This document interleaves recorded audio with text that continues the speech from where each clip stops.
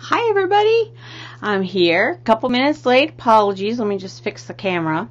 I'm going to wait until you guys hop on, if anybody hops on. This is the Animal Spirituality class. I'm Victoria, hello.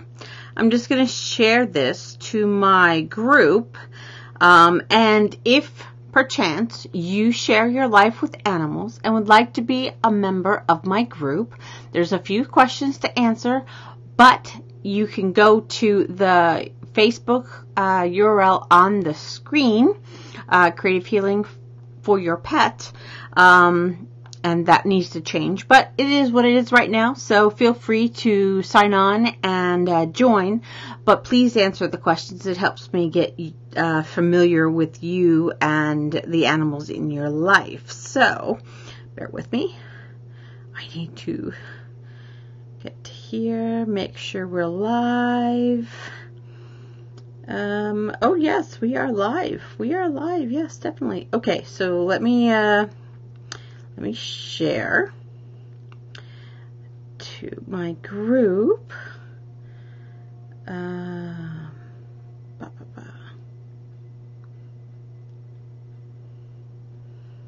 Okay. So once you hop on, let me know your name, let me know you're here, say hi, tell me where you're coming from. Tell me where you're coming from. It's always good to know who I'm talking to. This is an interesting but simple topic that I want to talk to you today about. So I'm hoping that whoever jumps on asks questions, and we can go. Oh, hey, we are live in the group too. So, it's about 12:05. It's been, well, it's 12:05 my time, 2:05 your time. I'll give you a few more minutes. I just want to make sure that anybody who's going to joins.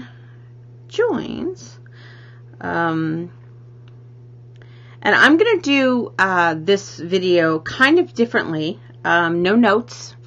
I'm going to utilize my experiences. I'm going to utilize my guides.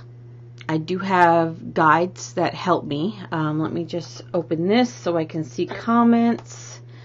Oh, we got Andrea. Hello, Andrea. Nice to meet you. Where are you from? Are you from Australia? Are you from Melbourne area? So yes, this secret language of animals. It is like, it's the mystery of the world, is it not? We all love to share our lives with these animals, but we don't know what because they can't talk to us. Or do they? Oh, we got Melanie. Hello, Melanie. Oh, yes. Oh, you do. Awesome, awesome. I have chatted with many a dog, and they are amazing creatures. So, the secret language of animals. Well, first, we need to talk about how we can, what's the word I'm looking for? How we can start to understand them. And this is going to come from my work in the spirituality realm. In order for us to even start the process of getting to understand and communicate with our animals, we need to first get out of here. We need to get out of our head. Because the biggest secret, actually it's not really a secret at all, and I think we all kind of know this, is they don't think the way we do. They don't have the same feelings that we do. They don't figure out problems the way we do. And when we talk to them in our human, I guess, filter, sometimes it leaves the animal very confused. Now, I'm going to backpedal just a little bit because animals can learn certain pieces of our language. So when you say the word dinner, they associate, they have no idea what the word dinner is. They don't have the definition in their brain, but they associate the word dinner with, I'm going to get something in my belly. When you say out, that's why you find moments when you say certain words and you'll see them get really excited because they've made the association in their brain that that particular word will have an outcome of something that they enjoy or something that they fear. Because they have, even though they have a complex set of emotions and thoughts, they are not nearly as complex as ours. So we need to, it's almost like talking to a 3-year-old. Now, even the smartest animal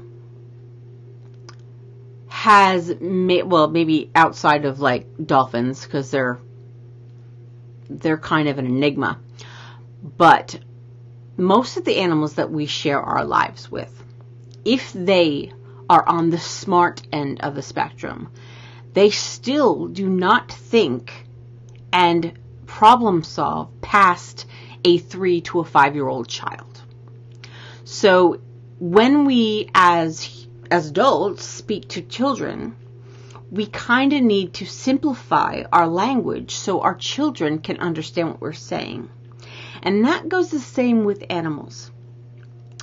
And once we can remove the agenda and the preconceived notions that we all carry within our minds, we can basically, I don't want to say lower, because animals are their own sacred divine beings, but we can behave on the same frequency as they do, if that makes sense. So if none of this makes sense, and if you have questions, please feel free to ask away. I have lots of information up here, and sometimes it's difficult for me to organize them into like actual thoughts, but a question can trigger those things. So that's the first step. We need to get out of our own heads. We need to understand that these are separate. Number one, it's a separate species. Number two, of course, we all know that, right? But number two, they are their own separate soul beings with their own set of emotions, their own set of thoughts, their own set of problem-solving skills. And the two biggest fears that animals have is fear and love.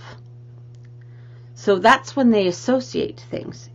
They will, if you yell at your animal, like we've all yelled at our animals at some point or time, when you yell at your animal, you are having them make the association that your yelling is cause for them to fear. Now, it doesn't matter if you're yelling at them and saying something very happy, or if you're watching a football game and you're really excited, but you're all yelling. That will induce, and we had this little conversation when we were talking about stress and how it affects our animals. They do not understand why you're yelling. So they associate the yelling with a fear reaction. That's also why they react very positively when we talk baby talk to them. Oh, you're so cute. Oh, you're so cute. That type of thing. Because that they associate with love. So that's the first thing we need to talk about before we can get into the secrets of animal behavior or animal communication, is when in a situation when an animal is relating and responding to a human, we need to remove our ego from the picture. And that can be hard sometimes. We tend to attach to our animals. We tend to use them to fill voids in our soul, in our heart. That's not what they're there for. They are willing to fill the void, but that's not what they're there for. So we need to remove ourselves, the filters, the ego, from the equation. That's the first step. Now, the secrets. Every animal and every species has their own language. Okay, that's the first thing. A cat is going to respond differently than a dog does. A bird is going to respond differently than a cat does. A wild animal is going to respond differently than the animals that we share our lives with. Every single animal has their own language. You see this in a lot of the scientific research that's going on. I mentioned dolphins. They have found out that dolphins can actually carry on a conversation with humans if we relate to them on a certain level. And they can have a vocabulary of 200 words, and it's crazy. You also have wolves. Wolves have different howls and different sounds to communicate to the rest of their pack. Same with lions. Now, most feline species are solitary. They don't live in groups. Lions are very unique in that realm. Birds, they have different songs for different feelings and different emotions and stuff like that. Let me see. What else? What other animals? Oh, prairie dogs.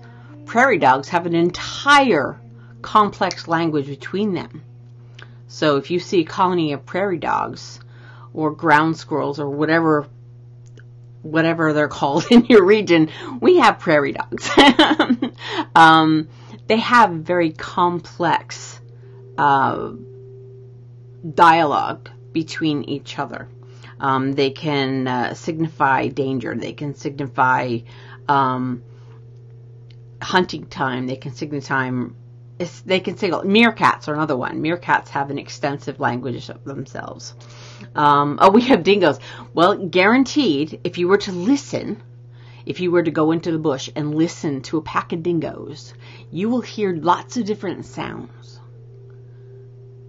They have different ways of communicating. Now, we're going to bring that to the human realm, because that's really what my work in animal spirituality is all about. Okay? It's about the relationships we build and we create with the animals in our lives, whether they are our own personal companions, whether they are wild animals, whether they are farm animals, like if you go to a rescue farm, whatever, and you're interacting with an animal that does not normally appear in your environment. We need to relate to them. And that's where this class is going to go. So, I say so a lot, don't I? I apologize. That's just me pausing to collect my thoughts.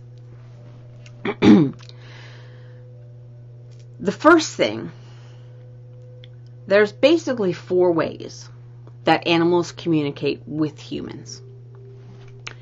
The first one is vocabulary. They learn certain words. By us speaking to them, it grabs their attention and it can pull their focus to us.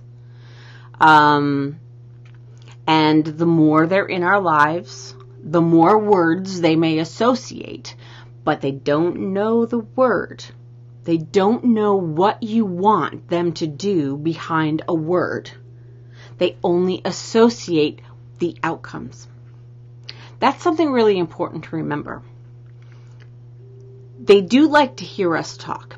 And I can tell you, cats aren't normally, if you were to see a colony of cats, unless they're fighting, cats do not speak to each other vocally.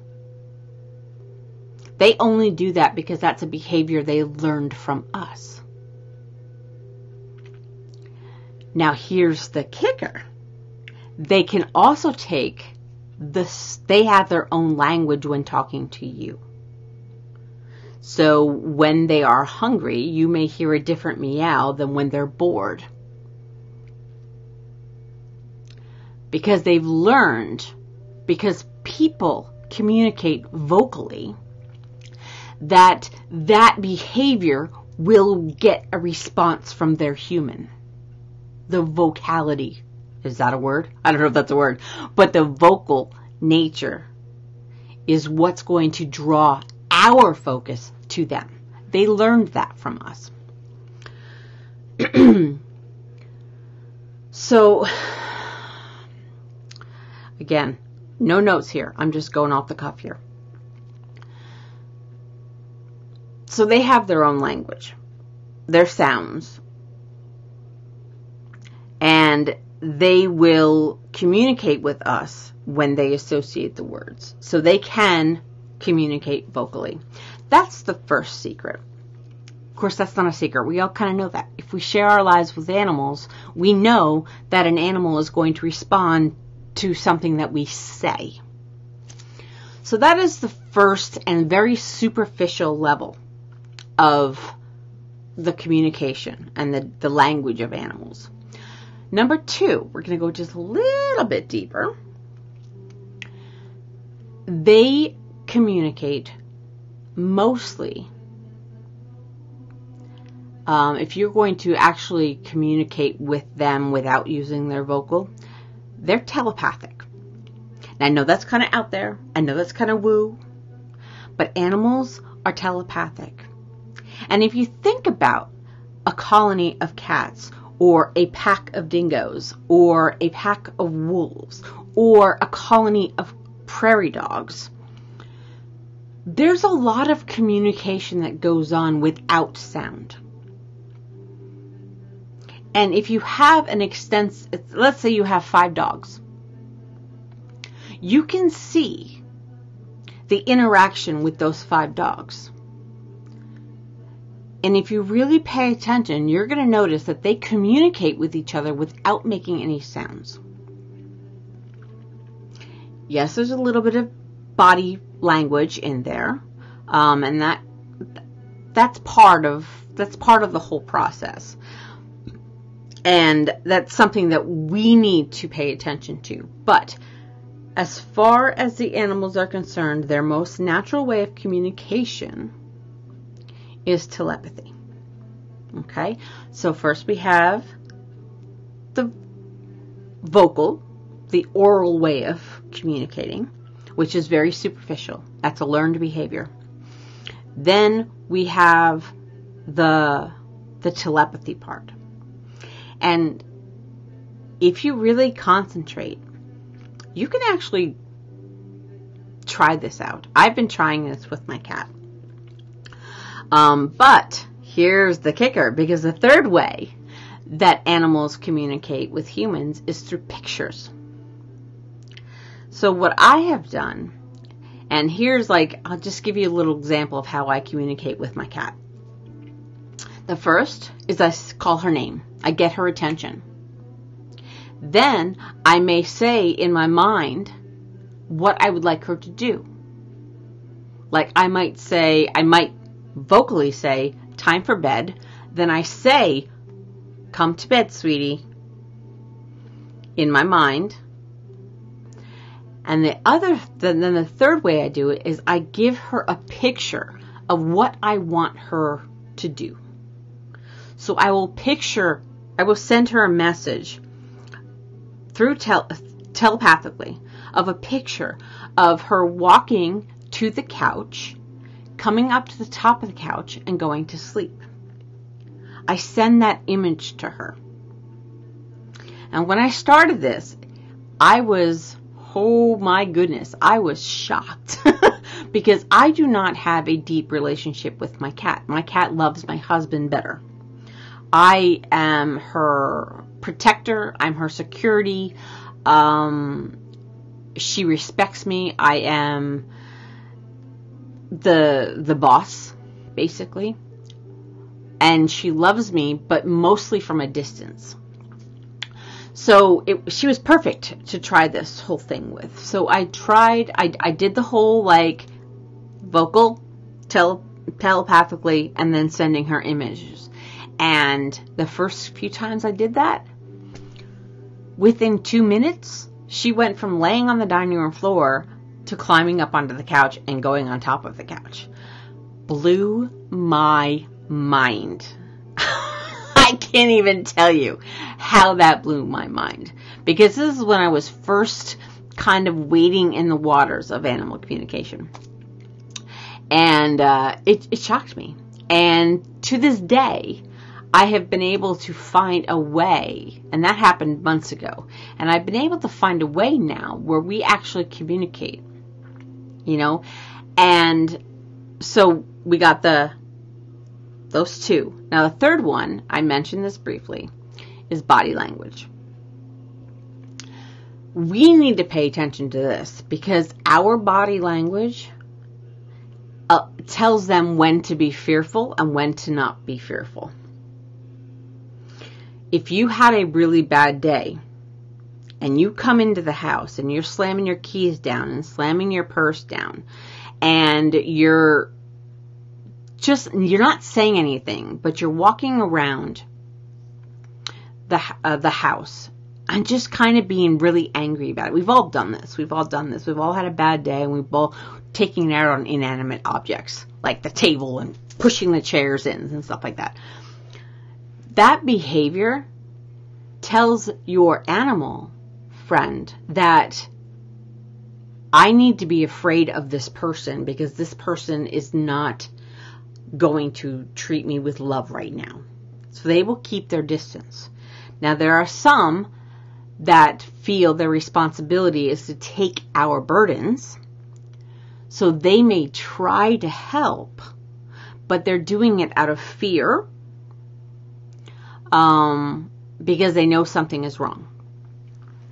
So there's the third way animals communicate, body language. You can see this also with, if you have like 5 dogs, you can see the animals like using body language for many things.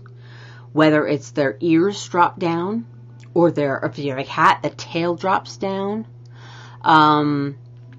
With dogs, we know when a dog is scared. The tail is down and under the legs. When a cat is happy, where is their tail? Straight up in the air and probably with the curlicue at the end. They're happy to see you and they're letting you know. Bumping you is also a way. Some dogs lean. They like to lean.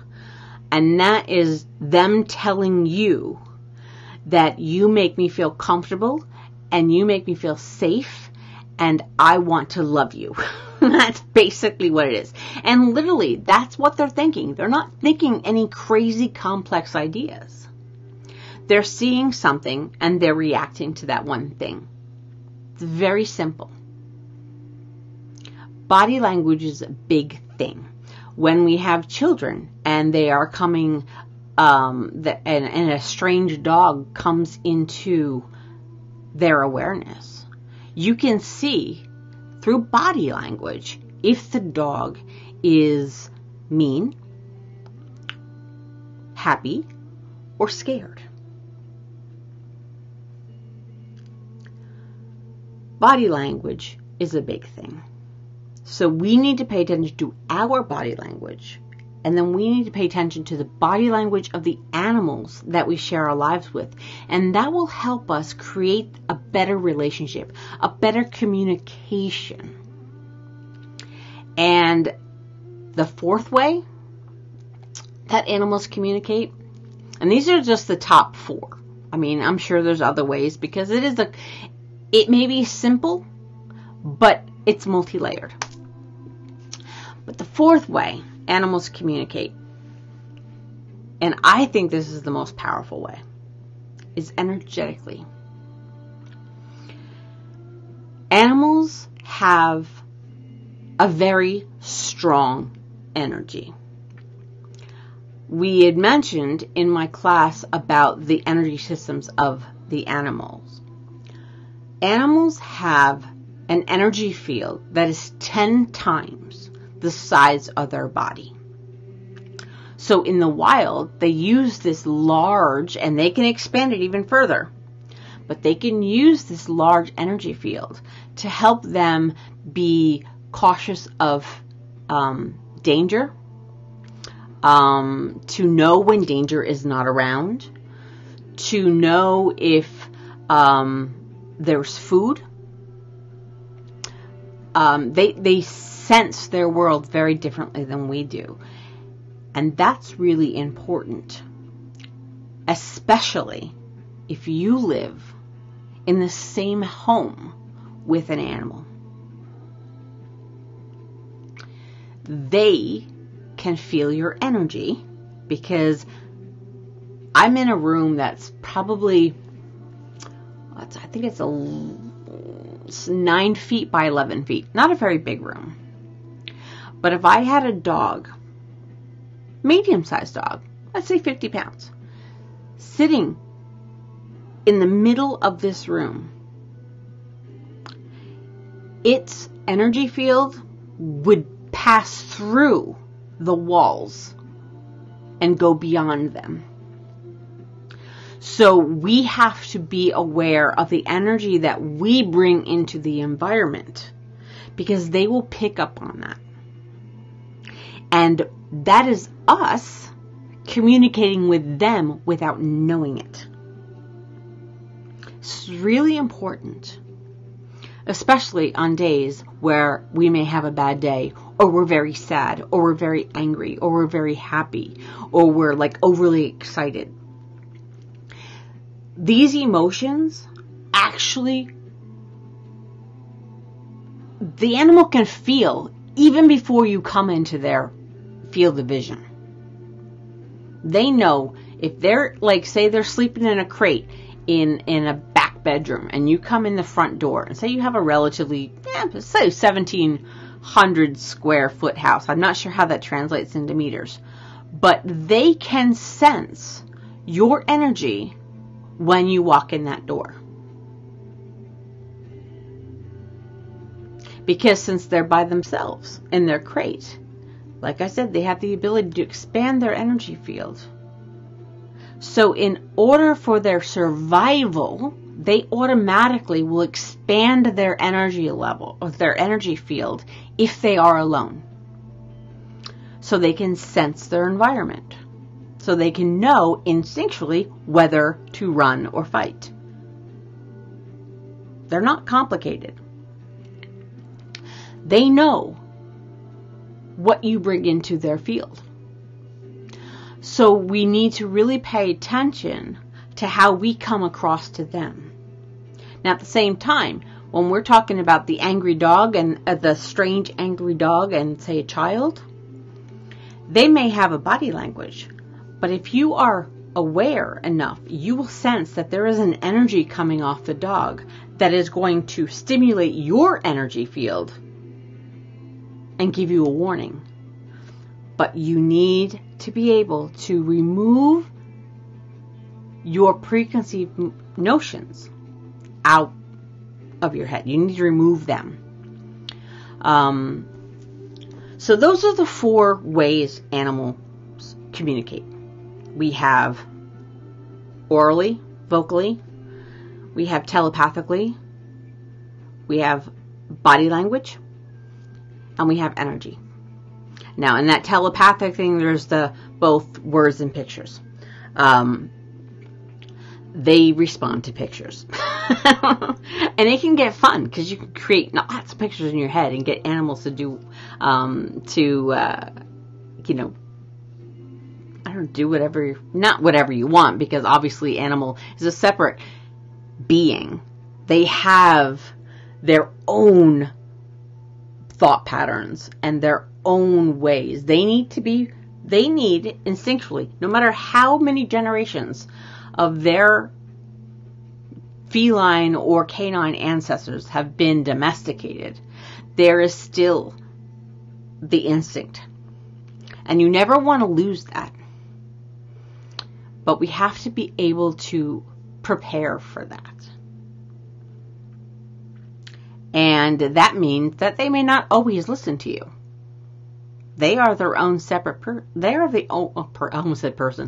own separate being. They have their own emotions. They have their own thoughts. They have their own perceptions. Sometimes their perceptions are caused by our behavior. And that's where I need to come in to rehabilitate the animal. So that is my class. That's 30 minutes, pretty good. Thank you so much for staying with me. We have one person left. I'm not sure who is that. But thank you for stopping by. So just to recap, number one, in order to understand and communicate better, we need to remove ourselves from the equation. And when I say ourselves, I mean the egoic self. The self with the filters, the self with the preconceived notions, the agendas. That has to leave. And then we have to focus on how to relate to them on their level. So we have vocally, that's the surface, that gets their attention. Then you have telepathically, both pictures and words. And then you have body language. And then you have energy. This is how animals communicate with humans. I'm so glad. I'm glad you liked it, Andrea. But yeah, so there's my recap. I hope if any of you have any questions, please feel free. I will constantly just tag me, Victoria. I'm sure it might pop up. If you want to connect with me, you can friend me and follow me on Facebook. I will put my URL in the description when we're done. Actually, it might already be there in the description. So I'm always open for questions. And if you feel like you want to share this video to anybody, please feel free. The more people I can train, the less animals I need to rehabilitate, and the better relationships we all can have as a whole. And that's my true passion. You know, as an animal spirituality facilitator, my goal is to help humans and animals live in harmony and live in a mutually beneficial way. That is my mission. So I am always open for any type of questions and sharing of any kind. Have a wonderful day, everybody. I'm so grateful that you were all able to stop by, and thank you, replayers, for sticking through to the end. I appreciate you. I appreciate all of you. And we will see you on Tuesday for the Enlightenment class. Bye-bye. Have a good day.